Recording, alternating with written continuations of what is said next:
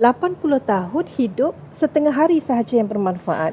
Padahal dia solat, dia puasa, dia bersedekah, dia buat haji, dia buat umrah, takkan semuanya menjadi setengah hari sahaja. Amal soleh itu bila dihimpun.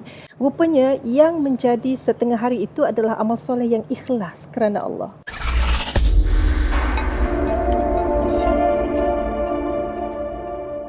مرحبا يا شهر رمضان مرحبا شهر العبادة مرحبا يا شهر رمضان مرحبا شهر السعادة. Assalamualaikum warahmatullahi wabarakatuh. Alhamdulillah, bertemu lagi dalam Tazkirah to You, The Power of Giving bersama dengan saya Hana Ismail. Dan subhanallah, bersama-sama dengan kita pada hari ini adalah Ustazah Profesor Madya Dr. Nik Salidah Suhaila Nik Saleh, bersama-sama dengan kita membincangkan tentang trend sedekah ni sembunyi dalam terang. Subhanallah, doktor, saya teringat satu cerita mengenai kisah cicit Rasulullah SAW, Ali Zainal Abidin, yang mana setiap malam beliau ini akan memberikan gandum kepada setiap rumah di Madinah. Dan akhirnya tidak satu orang pun yang tahu tentang apa yang beliau lakukan pada setiap malam, sehinggalah beliau meninggal dunia. Bila orang nak menguruskan jenazahnya, orang nampak ada satu tanda hitam di belakangnya. Bila orang tengok, rupanya tanda hitam ini adalah tanda beliau mengcarry gandum. Untuk diedarkan pada setiap rumah. Subhanallah. Itu saya tengokkan betapa tingginya adab Imam Ali Zainal Abidin dalam sedekah. Nak cakap pasal trend kita sekarang ni kan. Kalau kita tengok kan, mungkin rasanya saya ni influencer. Saya nak sedekah ni supaya tunjuk kat orang, supaya kita nak galakkan orang sedekah. Tapi sebenarnya adakah cara terbaik untuk kita bersedekah sebenarnya, doktor? Baik. Bismillahirrahmanirrahim. Assalamualaikum warahmatullahi taala wabarakatuh. Hana, apa khabar? Baik, alhamdulillah. Masya-Allah, tabarakallah. Alhamdulillah. Jadi tajuknya sangat baik dan sangat sesuai dengan trend semasa. Bila mana kita sentiasa nak menunjukkan realiti kehidupan kepada awam. Tapi realiti itu yang kadang-kadang menimbulkan persoalan. Mereka ini ikhlas atau mereka ini ingin menunjuk-nunjuk atau mereka ingin ada sesuatu yang mungkin tersirat di sebaliknya yang tidak diketahui. Jadi yang menjadi isu adalah sama ada amal soleh itu akan dihitung atau menjadi sia-sia. Baik. Ya, sama ada sedekah ataupun kita buat apa sahaja kebaikan. Ya, kita mesti nak orang tahu. Itu isunya. Jadi sekarang kalau sekiranya kita adalah influencer, kita adalah orang yang boleh mempengaruhi orang lain buat kebaikan. Jadi asasnya saya rasa tidak ada masalah untuk kita berkongsi kegembiraan orang, kebaikan seseorang ataupun diri kita sendiri dengan tujuan untuk kita orang kata apa, menggalakkan orang buat baik lah, dan merangsang orang lain yang sebelum ini kita selalu dipertontonkan, ditunjukkan dengan kezaliman, kejahatan. Dan this time kita nak tunjukkan bahawa ramai orang baik. Dan kita nak tunjukkan bahawa tidak mustahil untuk kita buat kebaikan ini dalam masyarakat kita dengan cara tersendiri. Jadi kalau niatnya betul, memang ikhlas, insya-Allah, saya rasa itu satu perkara yang baik. Baik. Allahumma salli ala Muhammad wa ala ali kan. Sebenarnya saya rasa mereka yang cuba untuk menggalakkan orang berbuat kebaikan tak ada masalah. Tapi mungkin kita yang sentiasa melihat ni, haelah dia ni. Saya rasa hati kita yang melihat orang tersebut yang perlu diperbaiki. Apakah betul? Betul. Itu sebenarnya dia saling berkait. Ya, kita yang menunjukkan mesti ikhlas. Ya, bukan berniat untuk kita menunjuk riak dan sebagainya. Dan orang yang memandang pula kita sentiasa kena bersangka baik. Ya, sebab itu kadang-kadang bersangka baik ini satu perkara yang menuntut komitmen kita yang memandang. Kita rasa macam alah, ini mesti nak menunjuk ni. Kalau buat diam-diam apa salahnya kan? Jadi kita punya hati kita dah rasa macam tak, ini salah aku. Orang tu ikhlas, kita yang salah. Jadi kita boleh perbetulkan dan sebenarnya diperlukan satu hubungan yang ikhlas dua-dua belah pihak lah, insyaAllah. Baik. Doktor, saya faham kan kadang-kadang bila ada setengah orang yang mereka menggunakan platform dalam social media untuk mempromosi perniagaan beliau.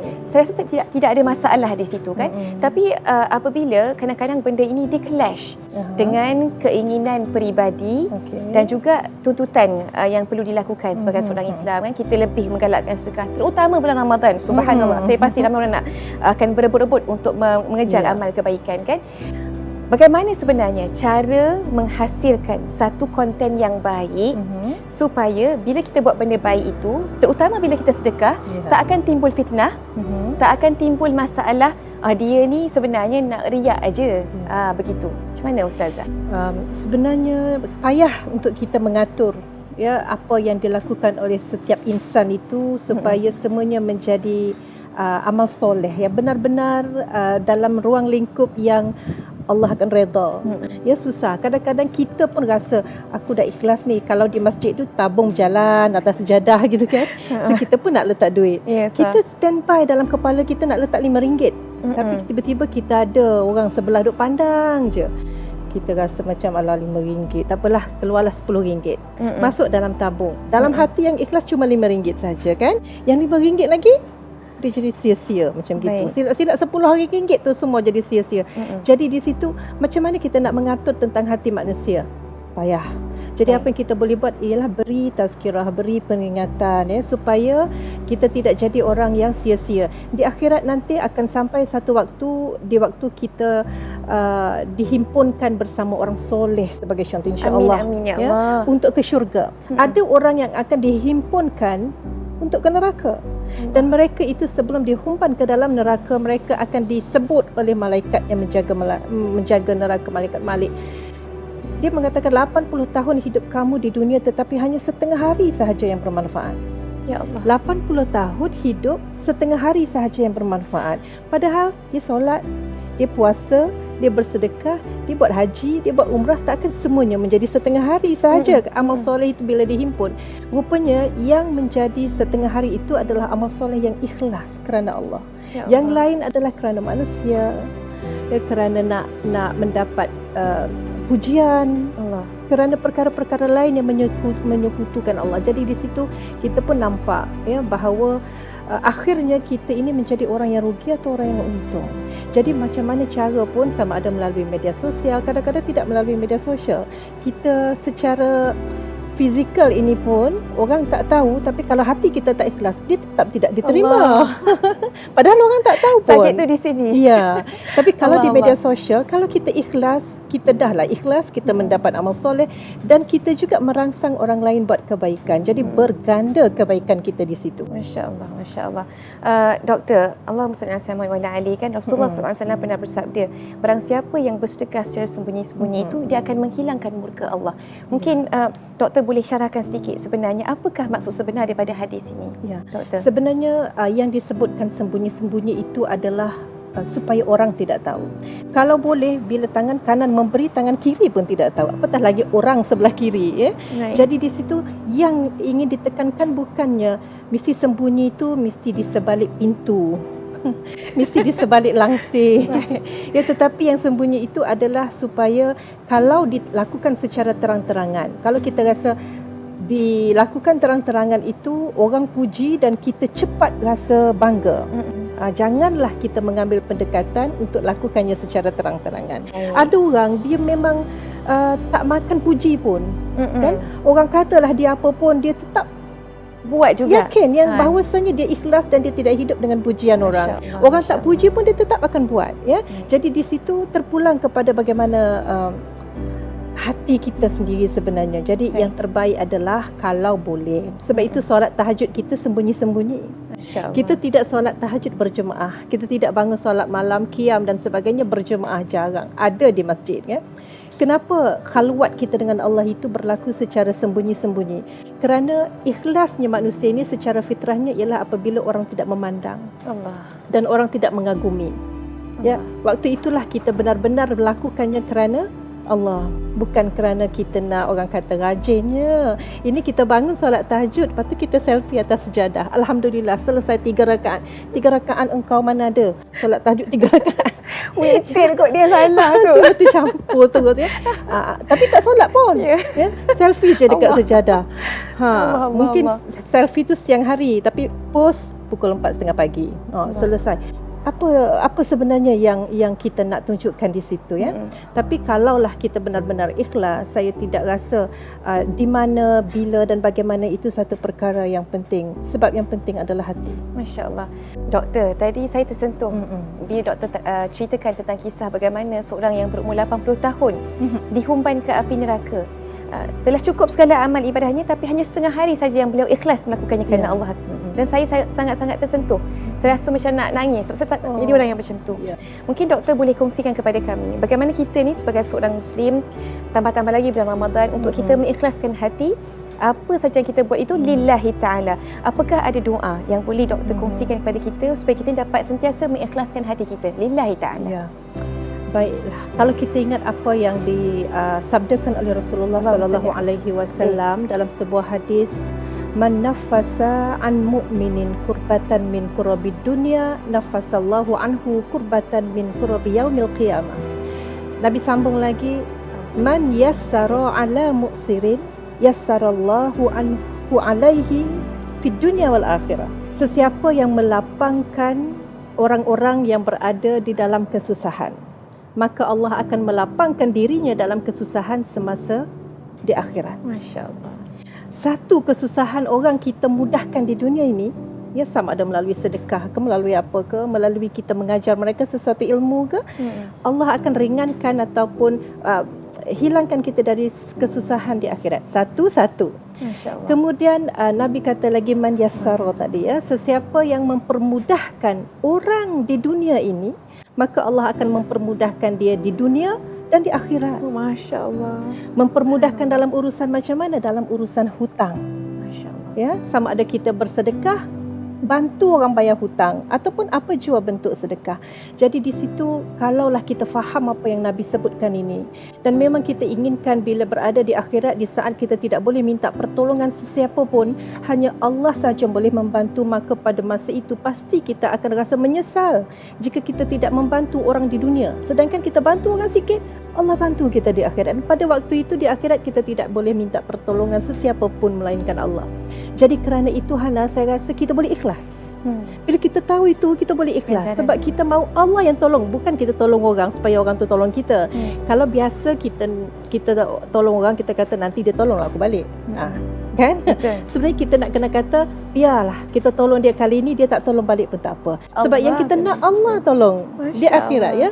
Kemudian itulah yang boleh mengikhlaskan kita insya-Allah. Dan berkaitan dengan doa, kita mintalah rahmat Allah Subhanahu wa taala. Saya teringat Abdullah ibnu Umar radhiyallahu anhu selalu meminta doa pada bulan Ramadan. Masya-Allah.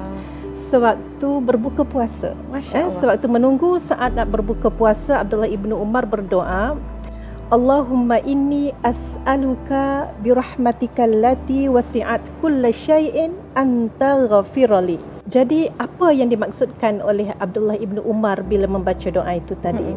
Minta kepada Allah supaya dengan rahmat Allah yang luas itu meliputi segala sesuatu, berilah pengampunan kepadaku. Ya, yang saya nak katakan di sini ialah apabila kita minta pertolongan daripada Allah di atas apa jua kebaikan, perbuatan, perkataan yang kita luahkan, kita minta rahmat Allah itu yang bantu kita, mudahkan kita. Rahmat Allah itu sesuatu yang sangat subjektif. Kadang-kadang kita buat salah, kita kena minta maaf dengan orang. Tapi kita tak jumpa ada orang tu kita nak minta maaf. Macam mana kita nak minta maaf ni? Sedangkan kita tak minta maaf dengan manusia, kita tak akan selesai dengan dia sampai bila-bila. Ya, jadi kita minta rahmat Allah, ampunkan kita. Nak minta dengan orang tu dah tak tahu, mungkin dah meninggal. Jadi sebab itulah kita di sini bila mana kita berdoa jangan lupa minta rahmat. Kalau tidak kita berdoa hanya minta panjang umur, murah rezeki, dijadikan orang yang soleh, dipanjangkan usia. Tapi sebenarnya rahmat Allah itu, kasih sayang itu tidak mengukur sama ada kita ini minta ampun atau tidak ampun. Kerana kasih sayang itu Allah berikan kepada semua orang, tapi kita minta, insya-Allah. Masya Allah, tabarakallah. Jadi harap kita semua dapat ingat baik-baik apa doa dan juga hadis yang cantik dikongsikan oleh doktor sebentar tadi. Doktor, saya pasti sebenarnya kan mereka yang menyaksikan kita dalam Hijabista dan Tazkiratul Yunus ni sebenarnya jiwa mereka sangat besar. Sangat besar nak menderma, nak bersedekah, nak berinfak dan macam-macam lagi lah. Tapi duit tak ada. Kemudian mereka kata, berhutang lah. Kita berhutang, kita sedekah. So kita bayarlah balik hutang tu. Apa boleh tak sebenarnya? Sebenarnya sedekah itu sunat saja. Ya, kalau mampu sedekahlah. Tak mampu tak perlu. Even bayaran fidyah kita pun sepatutnya bayar, wajib. Kalau tak mampu tak payah gandakan. Baik. Kalaulah tahun ni pun tak buat masuk Ramadan, tahun depan baru boleh bayar, sepatutnya ganda. Tapi tak mampu tak payah ganda. Itu yang wajib. Jadi sedekah ini, kalau misal kata kita tidak mampu dalam bentuk material, tak mampu nak bagi duit kat orang, tak mampu nak bagi makanan pada orang, kita sedekah dalam bentuk yang kita mampu. Mungkin kita mampu dari segi tenaga. Bila kita pergi masjid, pergi surau, tak ada orang tutup kipas, mau dah balik ni, kita tutup, itu tenaga. InsyaAllah. Ya. Kemudian bila orang nak masuk ke dalam masjid, kita yang masuk dulu, kita buka pintu. Orang belakang nak masuk, kita pegang pintu supaya dia masuk dengan mudah. Allah. Dia tak payah nak pegang pintu dan sebagainya. Itu sedekah. Masya Allah. Sedekah tenaga, apatah lagi kalau kita senyum, itu sedekah yang paling mudah. Jadi kita faham makna sedekah itu. Kita mungkin, saya tidak rasa ada orang yang tidak bersedekah. Kadang-kadang kita berdoa pada orang sahaja, Hana, kan? Ada orang dia tak berdoa pun pada diri sendiri.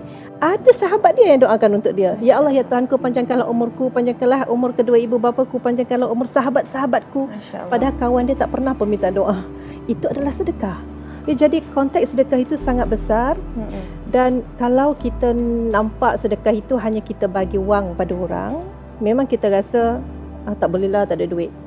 Tak bolehlah, tak mampu. Tapi lebih daripada itu, jangan berhutang untuk bersedekah. Ya, sebab berhutang itu mesti, kalau ikutkan hutang dari sudut agama ni, Hana, dia adalah satu perkara yang berat. Ya. Kita sebut hutang mudah saja, pinjamlah duit orang, hutanglah duit orang. Sebenarnya syarat kita nak berhutang dengan manusia ini sangat ketat syaratnya. Dan itulah yang selalu orang selalu lupa. Ya, asalkan rasa macam kita perlu lebih, kita berhutang. Sebenarnya berhutang ini kita mesti dalam keadaan yang kita jamin 100% kita boleh bayar. Ya, sebab itu kalau nak pergi buat haji di Mekah, tak ada duit, kita boleh berhutang. Tapi kena buktikan bahawa kita boleh menyelesaikan hutang itu secara konsisten melalui potongan gaji. Contohnya, kalau tidak ada potongan gaji yang tetap secara automatik, berhutang tidak dibenarkan. Ya, jadi kerana itu asasnya hutang ini satu perkara yang besar. Ya, dia tidak boleh kerana nak bersedekah kita berhutang. Ya. Baik, sebenarnya jangan kita mempersulitkan bila nak bersedekah tu. Sampai nak berhutang untuk bersedekah tu macam boleh gaduh kepala lah sebenarnya kan. Sebab hutang ni kan kita wajib bayar kan. Allah SWT wa'ala kan, ada orang kata, mungkinlah ustazah, kalau dah hutang tu wajib kita bayar, saya ni ada duit, saya tak nak sedekah dululah. Ramadan ni saya nak lepaskan dulu saya punya hutang yang saya hutang dengan manusia ni. Jadi dia menggunakan alasan untuk tidak bersedekah pada bulan Ramadan, untuk dia mengutamakan yang wajib itu.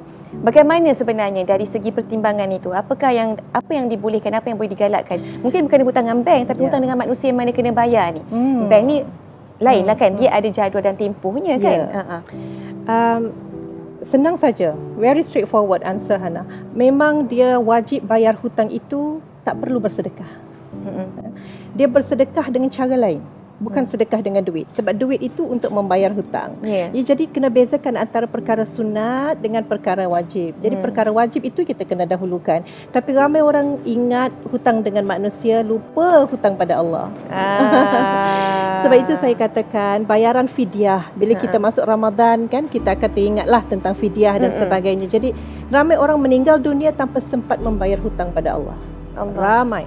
Ya, dan kita tidak tahu apa jadi pada mereka ini. Sebab itu kita anak-anak yang ada mak ayah yang nak uzur dan sebagainya, catatkan ayah ada tak tinggal puasa tak diganti.